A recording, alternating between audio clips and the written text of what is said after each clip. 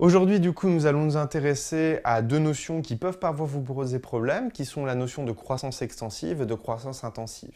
L'idée générale, toujours lorsque l'on va parler de la croissance, vous voyez, c'est noté ici, ça sera comment améliorer la production. Alors, je me suis permis de définir un petit peu ce qui était important comme notion à voir, productivité, quantitatif, qualitatif et investissement. On va commencer par l'idée d'investissement.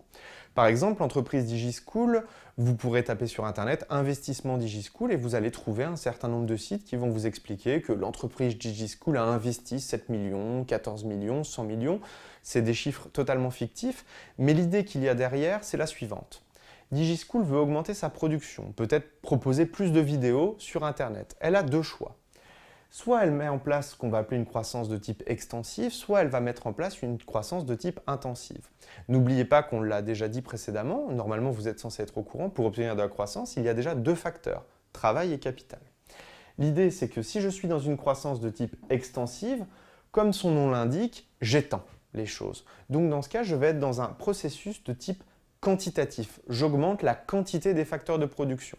Autrement dit, si par exemple, DigiSchool veut faire 250 vidéos en SES et qu'il y a pour l'instant un seul professeur, elle peut choisir d'augmenter la quantité de ces facteurs. C'est-à-dire qu'elle pourra peut-être engager un second caméraman. Dans ce cas, elle va augmenter son facteur travail.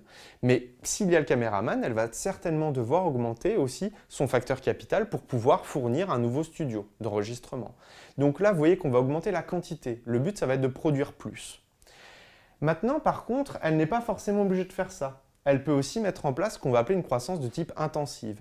Et là, on va trouver cette notion de qualitatif et de productivité. C'est-à-dire que, par exemple, elle pourrait dire, au lieu d'engager deux caméramans, on va demander aux caméramans et aux professeurs de travailler plus intensément, plus vite. C'est ce qu'on va appeler la productivité. On va chercher à augmenter la productivité. Donc, lorsque l'on veut faire un investissement, souvent, les entreprises, si elles font un investissement, elles cherchent à augmenter de façon extensive. Ça permettrait par exemple de réduire le chômage.